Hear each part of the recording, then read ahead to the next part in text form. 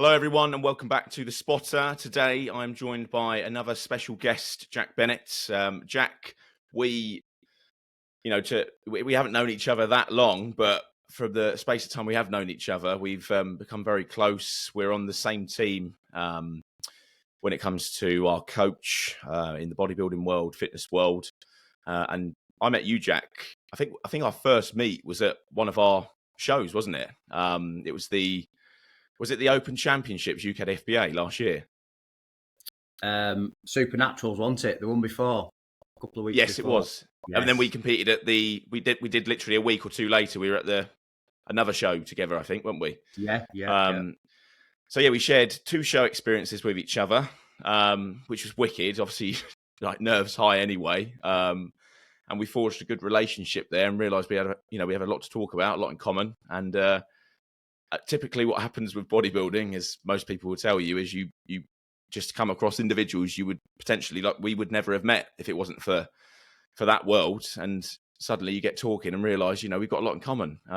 So Jack, thank you very much for jumping on today, mate. As you know, with the podcast, it's very much a platform where I'm trying to create a space that people can listen to, feel heard, and then feel compelled to talk out, whether that's to me, to you, reach out to a specialist, a family member, or just literally sit and listen and think, I'm really glad I'm not the only one that's been through that. And I don't feel alone. I feel like I'm represented in that way. So yeah, I know that, you're doing a lot now. You've been through a lot yourself, from our, even limited conversations. And I think you've got a lot to offer people. I really do. I think you're, from what I know, you're someone that's going places. You're doing a lot now in the fitness world. I mean, you've got a cracking physique yourself, mate. I don't know how old you are. I don't actually think I've ever asked you this, but yeah, I guess that's the moment of truth in the minute. Actually, first of all, how old are you, Jack?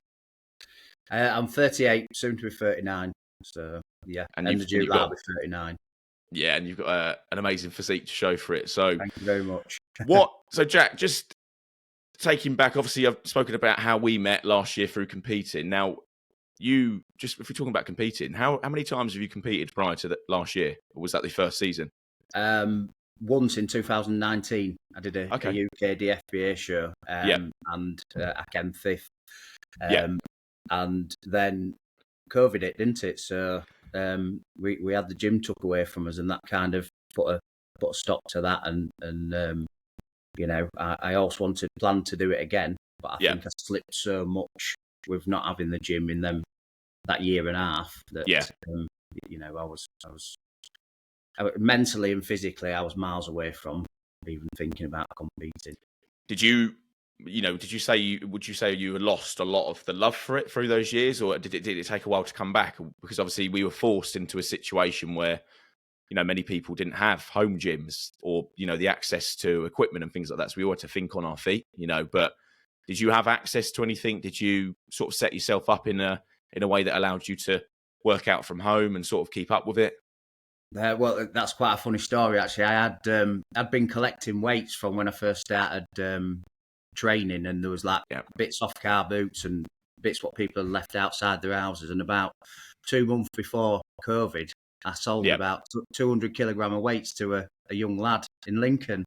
Yeah. And loads of bars and a bench and stuff. And I sold them for 60 quid. And I said, look, you can have these if you're going to train hard. And I wrote him a program and stuff. And then about a day later, I saw them back on Gumtree. So we'd sold them on at double the price. And then we got hit by COVID. And I couldn't get any equipment for love nor money. So, so I had nothing. But it was a very difficult time for me, was that, not having the gym. And I think for everybody, been locked up, but not having that space to go to hit me very, very, very hard. The first 2 months were okay. It was like you was on holiday and I thought I need a bit of a rest. But after that, it was, I think, if you've got something what you do every day and what you've used to kind of cope with other things in life, 100%. It destroyed me, really, more than what I realised when I look back. So, I think, again, same for many people. It was like initially it was like, we've never experienced anything like this before. Who knows what this could be? It felt like a bit of this is a nice reset. Everyone's chilling out a bit. We've been forced to stay at home, appreciate what we've what we've got maybe. But I know what you mean. I didn't get furloughed throughout that period. Did you? Were you still working throughout COVID?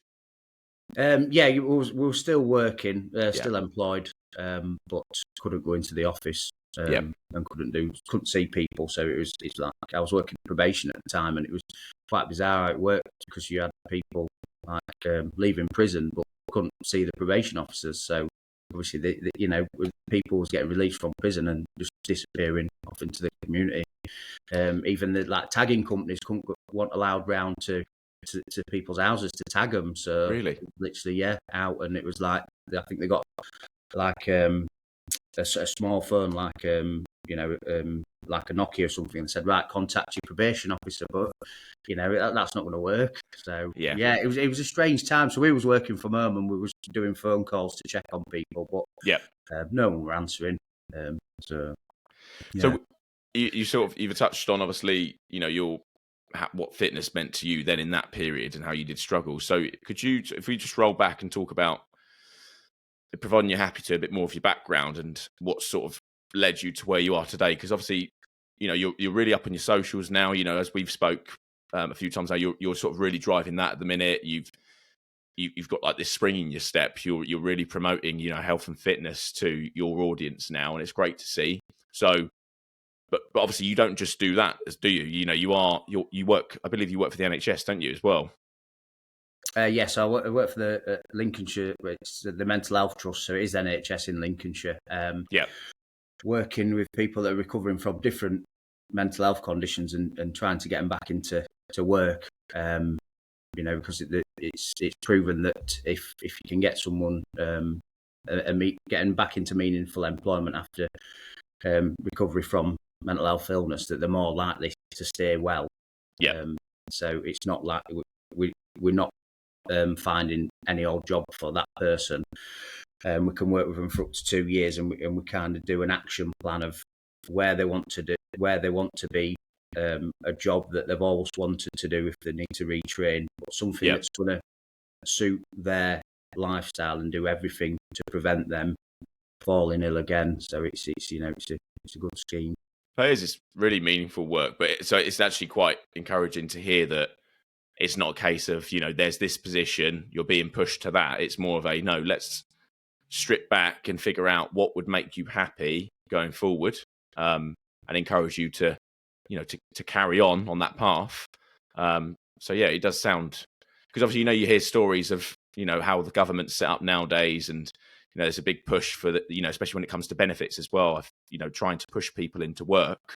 That can work without, a lot of consideration. Obviously, we won't get into that, but it's nice to hear that, with what you're doing, it's like a planned approach of what can we do for this individual that's going to, that keep them feeling good about themselves and keep them working towards something that makes them happy, not just the next available position in X, sector. So yeah, it is. That's Jack, that's amazing, really. But what to get to where you are today, what have you been through in your life? Because obviously that's quite you're working in an area that is key, for people that are going through a lot, so perks to you. But I feel like I get the impression with you that you've been through your own shit as well, like to get to where you are today. So providing you're happy to delve into a little bit, or even like a segment that you feel, obviously with the podcast as well, it's very much even with that, like, what can we do to open up the discussion, the table to allow people to feel like, they've taken away something and maybe can take some actions in their life as well. Yeah, well, I'll try and give you a bit of a whistle-stop tour. Sometimes I don't really understand how I've got to where I am now. But so how do I start? Well, from a young age, I grew up in a single parent family on a council estate in West Yorkshire. And I think that anybody, that does grow up on an estate, if you do well and in life, then it should be highly thought of, because I think on these near enough every council estate you do get. It's tough growing up there. These generations of like stagnation, unemployment, just darker stuff, should I say? You know, it's so it's tough for kids that grow up, you know, from you'd say it's like disadvantaged background, I suppose. That's how I describe it. But so I grew up there on an estate. Had a okay childhood till I've been about 7 or something, and then I had a few things happen to me, which, you know, it's not very nice looking back now. I know that it definitely wasn't fun and it wasn't as it was described to me. And saw loads of other stuff that, you know, you'd never hope that your child would see. That kind of, you know, they stay with you. So, and then when we got to, I think I was 11, we moved down to Lincolnshire with my mum, and it was a complete contrast. We moved into a really rural village, my mum, and I had 3 younger sisters. I was also older than I was the oldest sibling by 5 years, older than my sister. My dad was never around. He nipped in and out when he wanted. But, you know, so me being this older lad, I was like, right, I'm on my own. At 11 years old, I thought, I'm on my own. I can fend for myself. I'm gonna, you know, my mum was busy with me, or that's how I felt. My mum was busy with me younger siblings. So I was very, I don't know, in my own head, you know. Dad don't love me. He's abandoned me. No one's bothered about me. So I'm just gonna do what I want to do. And I was always quite a big tall lad, so by age of 12, I looked like I was 16. And because of the stuff I'd seen, and I had an accent, and I come from a rough area, so I came across like, I had seen lots of stuff, but in this little village and this, you know, at this school, I could use it like, you know, I know my stuff, and I'd seen dodgy stuff. So I kind of, I don't know, I was angry, I was let down. So it just made me off the scale. So I got into all sorts, and then at age of 12, it was an older guy. He said, have you tried this lighter gas stuff? And he let me inhale this lighter gas, and I was like, wow. It took me to this happy place. It's the strangest sensation. And it's sad. I mean, it's sad to hear me say, but like, every day then I buy a can of this gas because I could sit on my own, mind my own business, you know, in my bedroom down at the park. And then that kind of progressed. I started smoking a bit of weed, and I just loved the feeling that it took me away from. Well, like escapism. Oh yeah, absolutely, yeah, because it took me to a place where I wasn't thinking like I'd been let down, or I want abandoned, or I didn't want no one to feel proud of me. You know, it's quite deep, but it took me to a warm place. It's weird.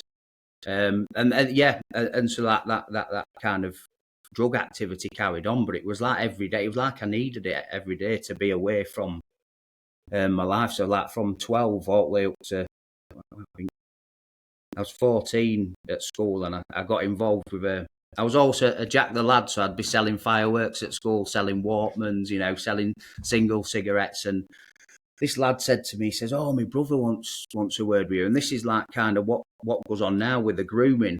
You know, the drug dealers grooming young kids to sell. But this was like in the 99, 2000. So I started selling hashish for this, or, you know, cannabis for this guy. And because I was from a poor family, I was making a lot of money in them days. But unfortunately, that all came to an end, and I got caught by police. I got in my mum's house, got raided, but I was only 14, and at the time I was like, I was always good at sports. I was playing county cricket. I just got onto this cycling talent team with British cycling thing. But then again, my life come to an end.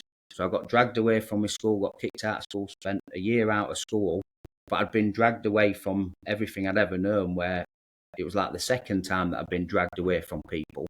So I was like, I am on my own, isolated again. And just made me worse. Then obviously, because I'd had access to all this cannabis and other stuff, at 14 I had a year to myself, and I thought, well, I need to find this stuff again, or I need to find And it just from there spiraled. That was my thing every day. You can always find stuff to cope with, and it got to the Yeah. stage where I'm taking blooming tablets off people, if just anything to take the edge off life. That kind of continued.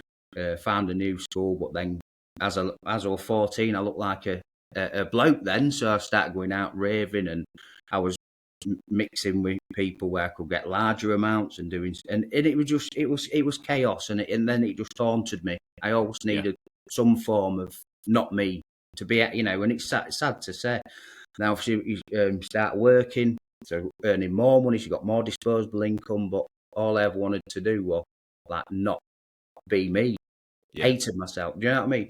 Yeah. And I think it was like, where am I trying to go with this? So so a long time of just, abuse and to myself, hating myself and feeling lost and no connection to anyone, and, like alone. Got to the age of 24 and I was, I had shingles, and I went to the doctors, and he said to me, he weighed me, I was really overweight, I was drinking as well as taking stuff every day. And he says, we do a GP gym referral scheme, would you like to try it? And I thought, well, yeah, go on then. So I got 12 weeks free at a local leisure centre, so I started, and I was doing that body pump and spin, and and I kind of,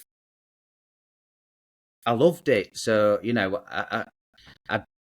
I thought maybe there's something in this, because I was getting a feeling like a natural. I was going to say, like, you're getting like the buzz off of that. You're thinking this is similar, but in a different way.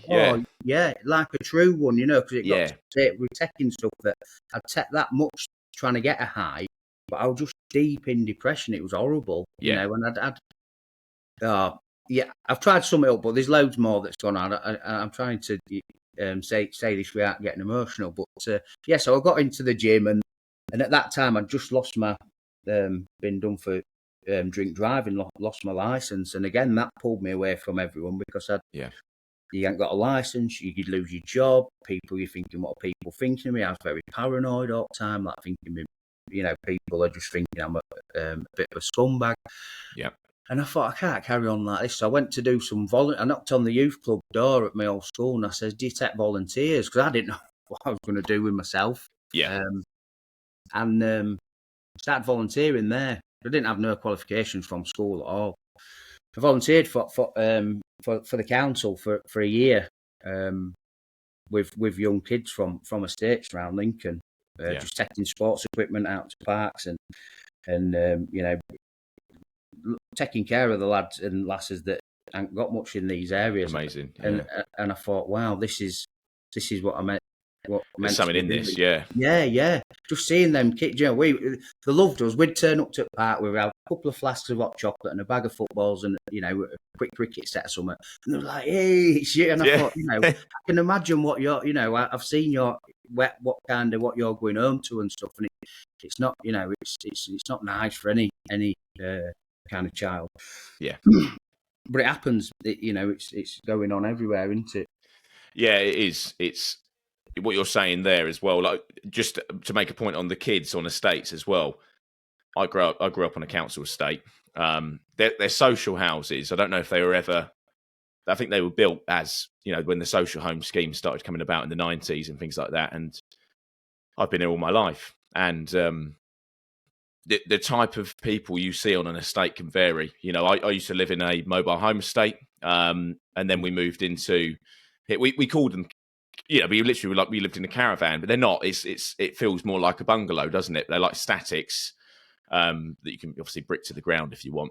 I would not have changed my upbringing at all. The people you grow up with, talking about going out and playing sports and things like that, we lived for going out with little cheap cricket sets out here, building bases in the summer. We'd have the council come around at the end of each 6 weeks with all of their groups and rip it all down. And all of the parents would go out there, saying, "How dare you, all of this?" At least they're occupied doing something and all. But so, you're talking about something as simple as a bag of footballs and a cricket sets, just stuff like that. We'd go and nick pallets from the factories around the corner and we'd start building them all together. We loved it. But So what you were doing there, like you said, they could come from any type of background where they, like you said, there could be abuse going on. There could be mental issues, disputes. They're seeing arguments. You don't know what's going on because a child can hold. I think children are quite good at putting a front on without even realising it. Because a lot of the time, what they come from and see, they think that that's normal in their life. And they, that's what happens in my life. I especially seeing my mum and dad at each other's throats a lot of the time. But then the next minute they were, inundated with each other. Then 1 minute dad's not here. You start to think, oh, that must just be what a normal relationship is. 1 minute you love each other, 1 minute you hate each other. And you take that on into a life. So yeah, what you were doing, in your 20s there with the youngsters volunteering could have been the spark in many of their lives that have turned into passions later on down the line, or you've just given them an hour or two of safe haven, that and that's special. So honestly, well done to you and perks to you. So yeah, I know you were carrying on with like what you were talking about, setting up your little events with them. And that was in your mid-20s. So what happened after that? So then I think I finished that volunteering placement, and then they said that I was meant to get an automatic interview as a youth worker. It was a guaranteed job with the county council, and then the month before, they shut every single youth centre in Lincoln and built this new mega. They called it a mega facility. It is a mega facility, but it's in the middle of Lincoln, so you can imagine you're not going to get youth from this estate going down there to mix with youth from there. Do you know what I mean? Rivalry and stuff like that. Yeah, now they're going to access it. So me and a guy, we set up a company doing community interest company, basically replicating what the council should have been doing. So did that for a year. And then I just moved on to kind of working. I worked for a charity with rough sleepers, the homelessness team. But because I had that much of a vibe for like working with people and helping people, I'd go for part-time jobs or what they call like relief work. So I'd work at like children's homes or accommodation providers for teenagers that are homeless and stuff, and just kind of wanted to help everybody all at once. And so I went from there, working at the Rough Sleeper charity. Then I worked for a little bit at a drug and alcohol recovery unit, and again that was using. Oh, sorry, so that's how I got my qualifications. So I didn't have any qualifications from school at all, and part of that voluntary thing, they said, "Oh, you've got $3,000 to pay for a qualification."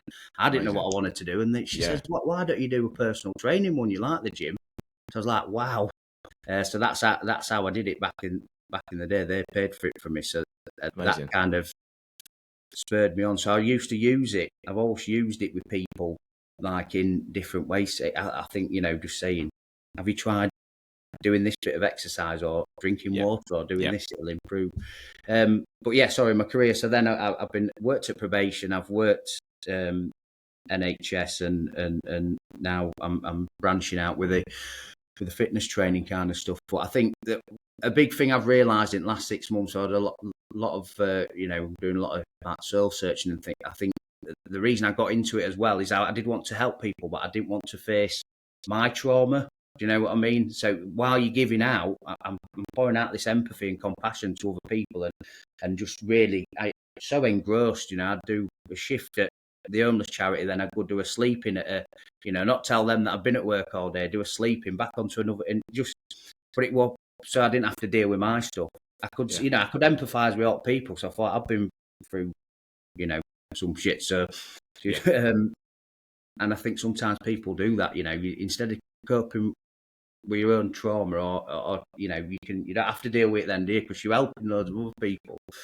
So I think what you're saying, you pour yourself into other people because it gives you an immense sense of.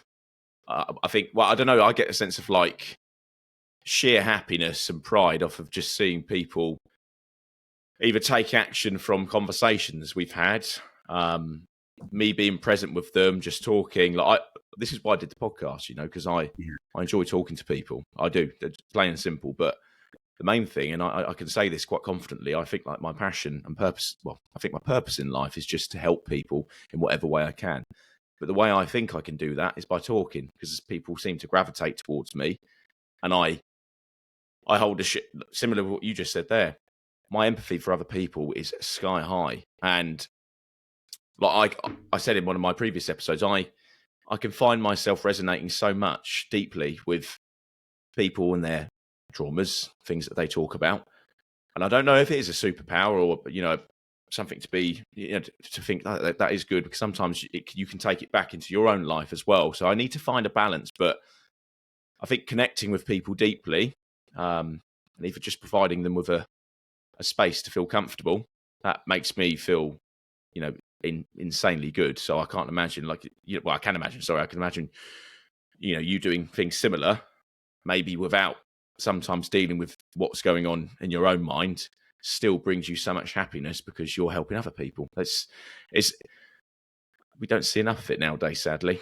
And I think going back to COVID, that's what the only thing I mentioned. Why I'm mentioning this is because the sense of community that came out, and the sense that people just how like community spirited they were, and how they drop everything to go pick prescriptions up for people, or drop bread round to people, or all that cheering, all that teams in your family, or and all that care, and it was like that, because we all thought we might die or never leave the house again, it all come out, didn't it? But I think we've all got it in there, and that's what we should be like, because it makes you feel good anyway. It's proven that it makes you feel good if you just smile at someone on the street, or you try and make someone laugh, or even if it's someone in the shop and they can tell they're not right chatty, who stood behind till, if you make a big effort, it's going to have an impact. And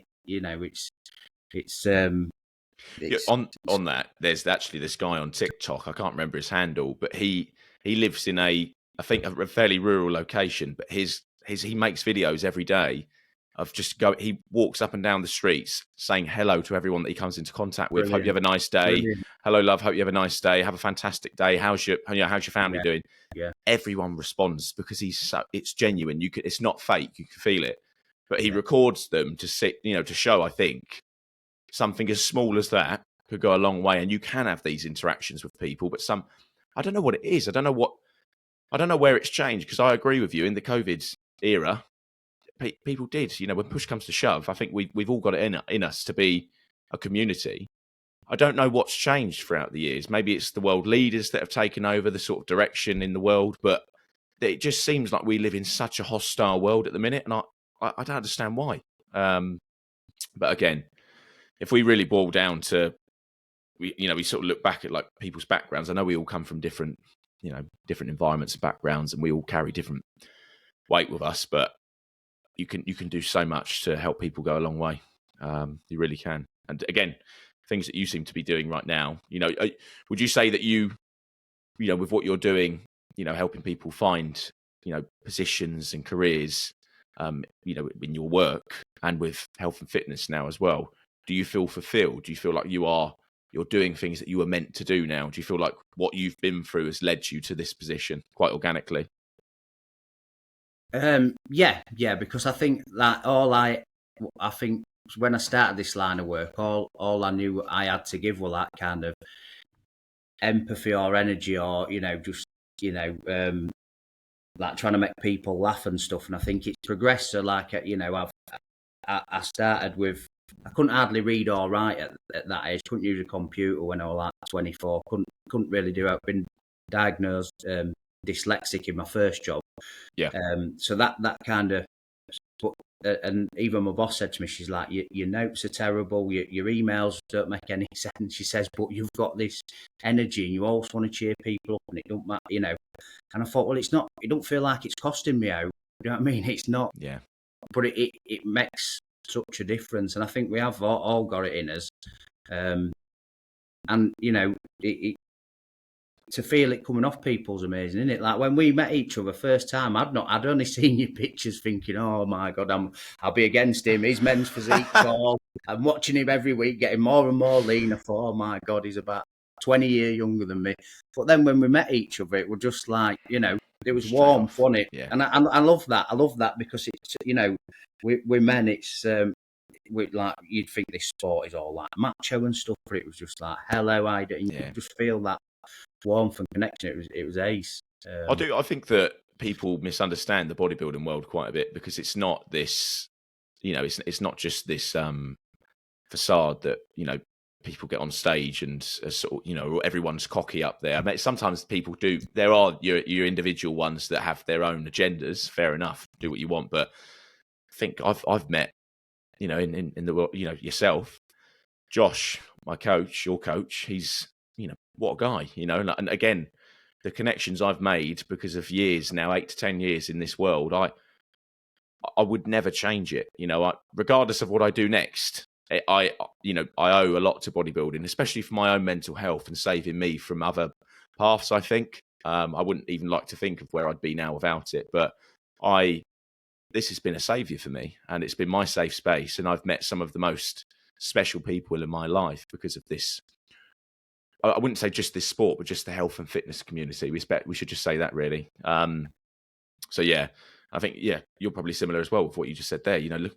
When we first met each other, rather than seeing each other as we're on the same team, but I'm going up against him, we just started chatting and realised that we've got quite a lot in common here. So it was wicked, and I'm grateful that we shared those 2 days with each other. But speaking of which, so you obviously we can tell you've been through a lot. You know, there's a lot of weight there, and you've obviously had to go through your own journey to get you where you are today. A bit of and obviously you don't have to answer this if you don't feel comfortable, but do you feel 100% healed? Do you still feel like you've got things internally that you need to do more searching with and, you know, get to a position with, you know, because I think as men, and as you were talking earlier, I felt myself almost like going back to thinking about my upbringing and times with my dad.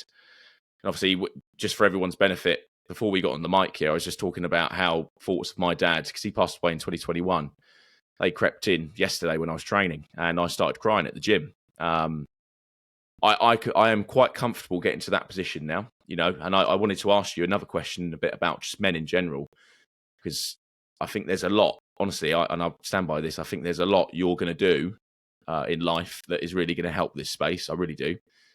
And, you know, I want to get on the mic with you again in future, but you know, where are you in your own journey now? Like, do you feel like there's more to do to get to a position? Because you obviously help a lot of people, but are you getting help? Are you getting help yourself, mate?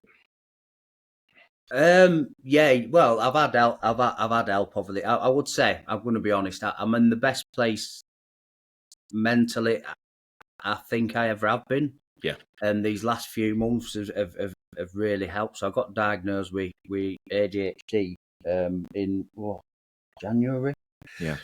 So I started some medication. I've been on medication before, antidepressants, but I was all dead against them because they come with so many side effects, and they just messed my head up. And because I'd used loads of drugs in the past, I didn't want them to, you know, take me to a place where I rely on them and stuff. I'm like dead against stuff like that. But yes, I've had therapy in past loads of times. I've tried numerous private, then ones where you get through work, and then in end, I ended up going through NHS. I was working at probation at the time, and I was at about 4 or 5 years ago now, maybe.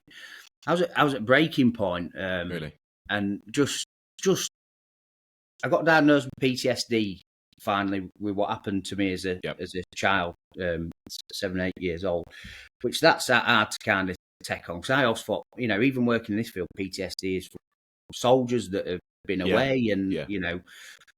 So I got that diagnosis, and then I thought I'd had loads of bouts of therapy, and it is amazing. It is amazing when you get the right therapy who you gel with.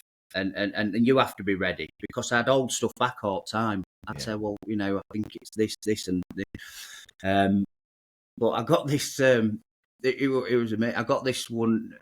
Did an NHS referral by going down to the docks. I says, look, I'm at breaking point. I work with people that come out of prison, and a lot of them get amazing help. They'll get access to a psychologist like that. They'll have a team around them. I says, I really, really, really need your help. And I said, I can't wait. I need your help. I need to talk to someone. And the doctor, bless her, she was really good with me. She says, I understand. She says, I'm going to get it sorted for you. Yeah. Anyway, I went to meet this therapist, and this lady came in about my age, and I was thinking, she's not the one. I'm not telling her anything. And we sat down, and she was, because it was NHS, it was very straight to the point. Yeah. It was like, right, we're going to work on worst thing that's ever happened to you. And I was like, right, yeah, straight in, yeah. Straight in. And it were hard, but it were liberating. It were saying it out was excuse me. No, honestly, yeah. And just the stuff I put in place after that, really, really, really helped. So that kind of kick-started me. I thought, well, that's done, and that, and then since 5-6 years ago, I thought I need to try and make friends with me in my head, with the thoughts, and understand them more. So then I started, researching and think, well, you've dug deep now. Well, you've dug a little bit into your own mind. Yeah. Let's keep going. Let's keep, because there's a lot in there, and if it's not going to go away. Yeah. And these horrible thoughts you get, and dreams and anxiety, and just the shame and all this kind of horrible crap. It's only me thinking it to myself, because everybody thinks I'm all right, or I'm everybody thinks I'm doing well. Yeah, there's no reason for you to think otherwise. Yeah, in my head, I'm in bits. And just like, I don't know how to describe, just sad, depressed, just a mess in my own head. So yeah, ever since then, I've just kind of, and I've picked on little bits of everything, like little spiritual bits, little CBT bits, little videos off internet, positive affirmations. Yeah. Just things that I've tried to create that work for me. So yeah, I am at the best place I've ever been. I shouldn't laugh about it, but there's always things that you can do better, and you don't know what life is going to chuck at you, do you? You do not know what life is going to chuck any minute at you. And I stopped drinking as well, actually, last year. That's huge. Day before I signed up with Josh, I think I thought, right, well, that's it. Commit yourself. Because that was always the last one, isn't it? It's legal. It's, no one sees it as a drug, even though it's a very, very, very dangerous drug. So I also had that hit a milestone as well, didn't you, recently with that? Yeah, and I even forgot. I was flying that much that I completely forgot. I thought, I've got to celebrate this. And then I looked, and I counted the days. I was like, wow.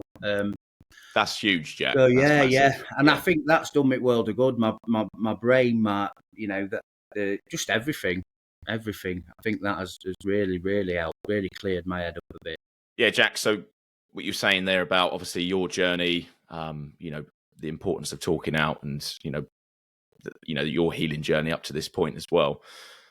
I again, in one of my previous episodes, I talk about my journey with counselling and reaching out. And again, it wasn't not necessarily for the things that you've been through, but everything. We all have our own things on the go. But that having that individual that had absolutely nothing to do with me, my life, and had no prior,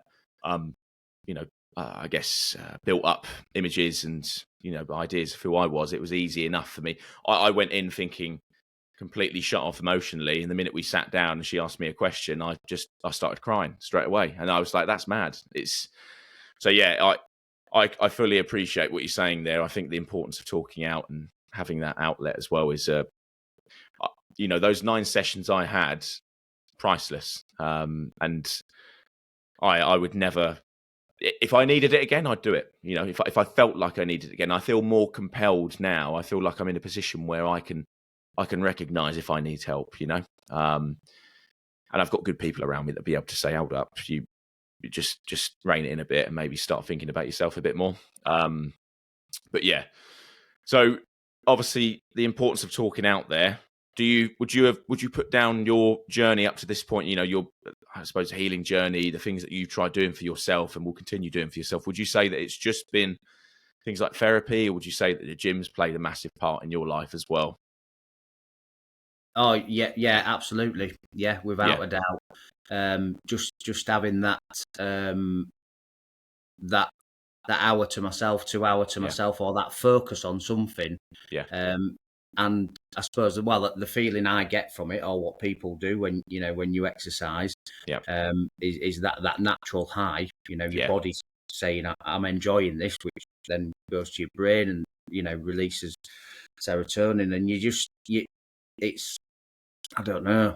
I think a lot of time I think, God, it saved my life. And even just really. having that gym space, a lot of times in the past, I've had to access the gym as a safe space, whether it be late at night or just to get there. And I feel like, you get to the stage where it's like, it's your comfort zone. Yeah, Everything else stays outside while you go in there for an hour, and you become accustomed to it, and it's like you can control it to a certain extent, unless you drop a plate on your toe or something. But you do, you feel like I'm like, wow, yeah, I'm at home, and I think that is part of my routine, that's kept me well. yeah, I've rarely missed a day since COVID. I've had, I think I had a few weeks off when I went to India, but sometimes I just go and I'll just do some abs and mill about and yeah, chat to people. Because you get that sense of community as well with like older people. I think, especially in men, it's shown that like you get past 35 and you struggle to make friends. You don't, unless you've got your friends from school.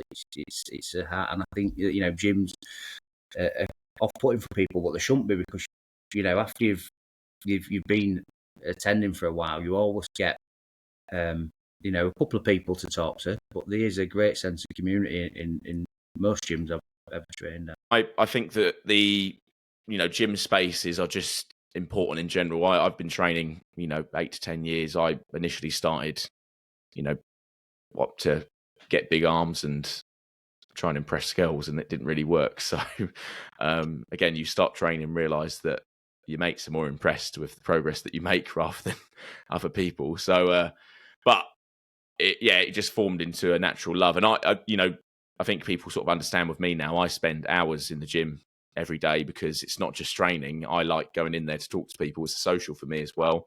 And again, this is where, hence the name of the podcast. I spot people. I enjoy doing so. I enjoy pushing people to limits and potentially pass their limits to induce a bit of growth.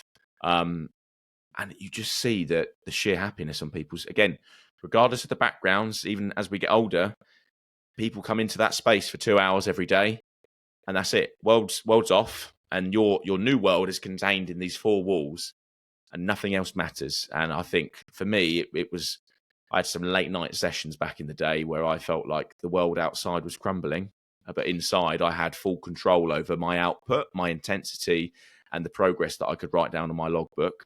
And that was enough for me. I was like, yeah, I'll look forward to that tomorrow. Whatever comes tomorrow, I know that 8 o'clock, 9 o'clock, 10 o'clock at night, I get to come in, smash weights for 2 hours.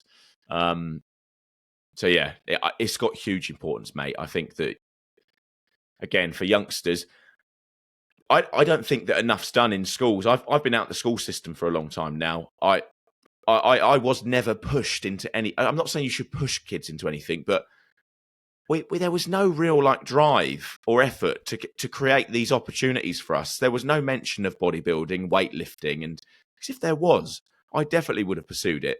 You're taught in school that, again, regardless of what you think of the school system, you're taught to pass exams, and hopefully, this might piss off some people out there, but it is what it is.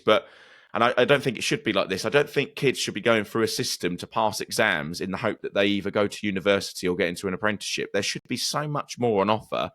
The world is a massive place. People can do anything. But equally, we shouldn't be telling people you're bad at that.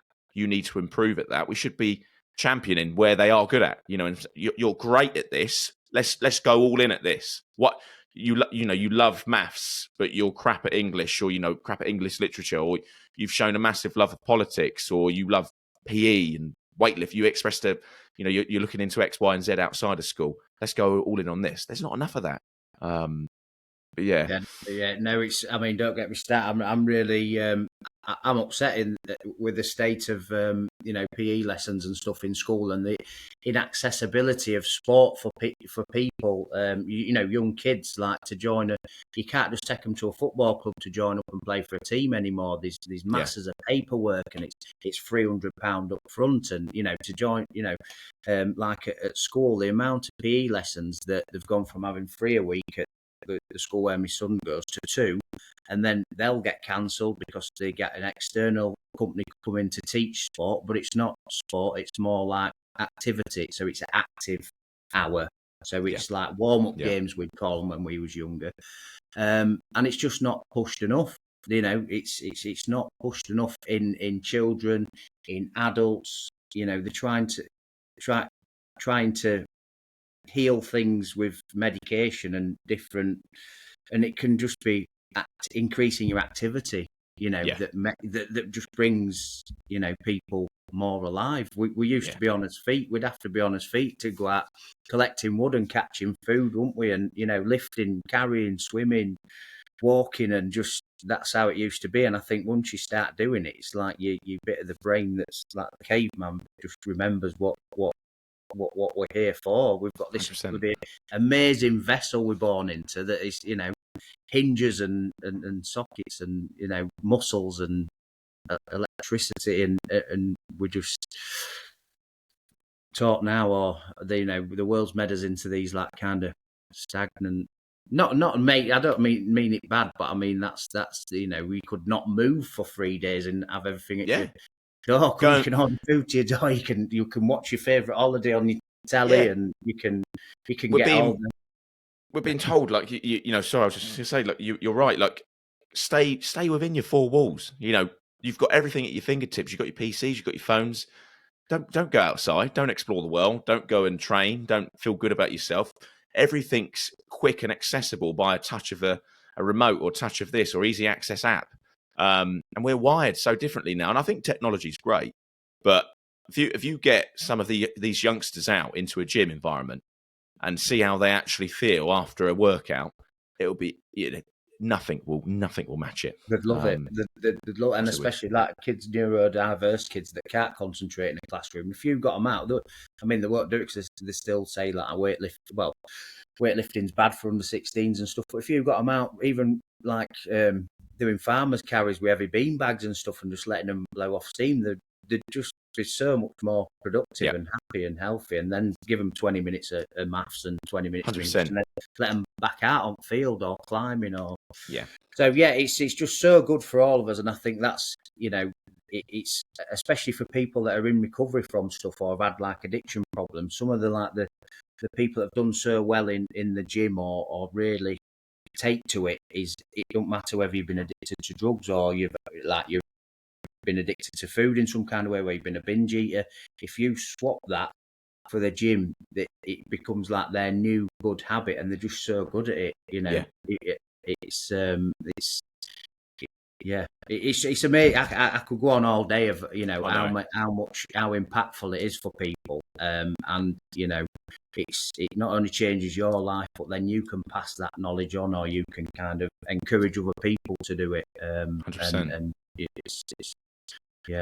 it's amazing. And again, it's clear to see it's changed your life for the better as well, and improved aspects of your life. You talk very highly of your passion, and especially now your ability to help people online. You've got your own coaching business as well, haven't you? Where you're helping people, and so again, I'll put tags in the description box below to make sure people can go and find you. But again, doing these, I think that coaching and these, I know it's quite a flooded market, but you can tell a good coach and someone that actually cares about people and is in it for the right reasons. There are real genuine people out there that are trying to pour this passion and show why it's so good for other people as well. So it's quite clear to see, and you're definitely one of those individuals. But what do you think? What could we be doing more of? Obviously, we talk about the importance of the gym. What could we be doing more of in the world, either for youngsters, communities, and just things in general, to try and encourage people either to be more active and provide opportunities, to to getting into gyms and sort of seeing the value in working out and exercising, especially for mental health. Yeah, I think just more access and more promotion rather than there's a lot of, obviously with social media, there's a lot of promotion of people with the ultimate body or been very very lean and like the glamorous side of the gym, but not promoting what it actually does. When people are going to see the doctor for aches and pains or a bit of depression and stuff, instead, it should start there. Like, well, have you tried this for 6 weeks? Have you tried getting up at 7 o'clock every morning and going for the walk? You don't want to go for the first week, doing that, and the second week, and stopping, having a look round, admiring where you are, and all that kind of thing. I think it's just promotion, but definitely in schools. I think we live in a developed country. It's you'd think we'd be so more far better at this if you go to other European countries like Denmark and Poland and stuff like that. The facilities they have there for just so more accessible and better. So yeah, just promoting, and then for people that don't try it or try using it as a therapy or to better their life, just try it. It's an experiment. That's why I always say to people, we're just running a little experiment with ourselves. Yeah. I'm gonna not eat as much food for a couple of weeks, and I'm gonna try this for a couple of weeks, and if it works, it works, and if it doesn't, we're free as humans. We live try this things. Life. Yeah. It's to just do an experiment with yourself. 100%. Or your mates, and or your partner. Yeah, if they allow you to. Yeah. Yeah. Right, you're going to eat this, and you're going to. But valid points, mate. And what are you? Obviously, we've spoken about this before, but I think are you working in a space, to try and bring more about in your local area as well? Again, we'll probably talk about this more in a follow-up episode where we go into, mental health in communities, what we can be doing more as individuals with charities and sort of, partnerships and things like that to try and get youngsters into, good, active communities and doing more, and showing the value of this. I can talk tenfold about this, you can as well, and what it's done for us. And we've heard, your journey in this episode as well. So I think people are going to want to know more about you, Jack, and see where you're going with this as well. So could you tell us a little bit more about that? So I said before, I was part of a community interest company doing youth work like 12 years ago now. So I've kind of got the same idea. So just in the process of setting one up, but it's going to be gym based. So ultimately I want a facility what is male only, as a safe space for men where they can come and train and hopefully find the same kind of passion a lot of us have, but to kind of deal with them kind of either that social isolation or depression or even deeper kind of thoughts than that. But as well, a place for, like you say, young men to come, because it's so easy now that it's unfortunate that the community is getting worse. A lot of communities are getting worse just due to drugs are far more highly accessible than they ever was. Violence is completely off the scale. I think a lot of young men, there's not as much job opportunities at all compared to how they used to be. For young lads, you used to be able to go to a building site and say, "Can I have a job tomorrow?" And say, "Right, yeah, come in morning. If you can pick up a shovel, we'll give you half a day, see how you get on." Whereas now it's all paperwork, applying online, ID, all this, and it's just so all these different layers to get to, but it's just ridiculous. Yeah, but I think what you're alluding to there is it's just the complication now. Almost actually puts people off as well. So it does. Yeah. It does. As it does you. Doesn't it? It does everyone. Any kind of complication, but these safe space for men, because again, it's suicide rates are through the roof. We're losing, lads left, right, and centre. I lost one. Well, a friend of ours from last week. So I'm sorry. And it's constant. It's constant. It's like every year. So this, I'm hoping that this kind of this facility or this kind of what I have, would be used and maybe copied elsewhere. You know, we have boxing gyms that do awfully well for kids, but again, underfunded. You know, Yeah. they've got to go out there, and it's 2 men from community. If you open a boxing gym for kids, it does really well. They get a bit of funding for 3 years, but then they've got you have to, you know, kind of fend for yourself. So just spaces where people can be active, safe, and welcomed. You know, so yeah, that's my next project. That's a hell of a project, mate, but Yeah, also a completely selfless one, and definitely one I will definitely get behind, and I will support you. And I'm sure that everyone listening, you know, being what the podcast is all about, and this is why I wanted to get you on, because you're just that type of individual that everyone's going to love, and everyone will get behind this. Like, I know you said, you know, just for men, that's a good thing though, and obviously no one will have objections to that, because and I stand by this, I still think that there aren't enough things for men. You know, we aren't focusing enough on men in life. I think in general, I think we're being left behind a little bit. So whilst this podcast is a space for everyone, with me being at the helm and showing that I can do this as well as a man, talk about my issues and things that I've seen, and get other people on to do the same, talk about what they're doing, what they've been through, and what we could all do to help each other and spot each other along the way. That's, you know, hopefully we're going to show that, you know, as men united, we can come together, we can help each other, you know, and hopefully create a really nice, a strong movement going forward. But it's just getting lads to open up in it, and I mean, the facility would be just for men, but it'd be females, you know, invited to like events and stuff. Yeah, of course. And I'm only doing it just because of the experience I've seen. So, you know, like I have to get a man to open up, he's either got to be at breaking point, or he's got to feel extremely comfortable, or the best time I've ever seen it is when another man in the room opens up, and then it kind of allows them. And it's just for that environment. It's not, you know, I think it's definitely needed. No, it's wicked, mate. I'm well excited for you, and I think we'll, you know, hopefully, you know, this is, you know, we're a fair few episodes into this podcast now. So when we circle back round to do another one, and we talk about, you know, your upcoming projects, what you're doing in the fitness space now for people, and, you know, potentially what you want to go do down the line with this, we can then hopefully talk about it in more detail when, you know, things are up and running, and, you know, we can start getting people to support you, sharing the journey as well. Do you think you'll document it on socials as well? I think now I'm not really scared of social media, and I'm getting a bit of confidence. Then I'd love to, because I think it's the way forward, especially to connect with younger lads, you know, the teenagers and stuff.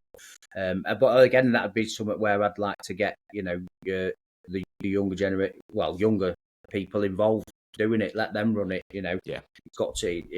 It's a kind of a community effort, or a team effort. But, you know, trying to get experiences for people as well, and get them, you know, once they're part of something, they've got a sense of belonging, haven't they? Of course. And you know, it's a project for everyone, not just for me. But but I just want to say how amazing you're doing, and I know you spoke a little bit about this when I first met you, but I really, really, you know, think it's amazing what you're doing. Appreciate it, Jack. It's not hard to speak out. You know, you was raw in your first few, weren't you? And I think that, you know, that is amazing that you just, you know, tell it how it is. Always, and that's, you know, it's nice to show that there's no barriers. You know, I've come to a point now where I'm at 26. I now feel comfortable to talk with what I've seen and what I've been through, and what I feel confident talking about, and hopefully that shows, you know, that there's hope for everyone, hope especially for men, but hope for everyone. So I appreciate the words, mate. I really do. And again, this is just a journey to try and reach as many normal people, to talk and to see where it goes, and just create a movement. And I'm not stopping. This will continue to grow. And as I said, I want it to be the biggest mental health podcast out there, and I will not stop until we reach that. So honestly, Jack, thank you very much for being on today. I can't wait to do the second follow-up one. But if I could ask you to I'll try and do this at the end, what I've done with my past 2 guest episodes. I was putting you on the spot a little bit, but if you could give maybe one bit of advice to someone struggling out there right now with something they're going through, with something that you think is very valuable that's helped you, what would you give them? I know that's a bit of a no. I know exactly what I'd say. So whatever, if you're out there and you're struggling, and whatever kind of position you're in, whether I'll give you an example. Whether you've spent all the money you've ever saved for your family, you're in debt to loads of drug dealers, or you're just so low that you think you've got something planned, that don't do it. Reach out and speak to someone first, because there's hundreds of people that have done the same as you. You might think you've done, that you might think you're the only one out there that's in a, you might call it a mess. But reach out before you think of doing anything else. There's lots and lots of help, and people will open their arms up to you, and not non-judgmental, and you might think that you're the only person out there struggling, but there's loads of us. There's loads of people, should I say? 100%. And just do that first. Do that first. There's loads of great helplines, free helplines, that you can just speak to people that don't know you, that don't have to see your face, but just ring them, and whether you just cry for half an hour down the phone and tell them exactly what happened. Get that weight off your chest before you make another kind of decision that you leave. Don't leave us behind. Yeah, that's the main thing. Genuine, Jack. Appreciate that. That was that was completely raw, and I echo that as well. And I again do this because what you've just said there just proves that talking is the way forward. It might not seem like it to many people, but it really is. Conversations really can go a long way. So Jack Bennett, thank you very much for coming on today. I can't wait to have you on again, and we will speak again very soon. Yeah, thank you, Jacob. Appreciate it. Thank you very much. Thanks, bud. Take care. All right, take care.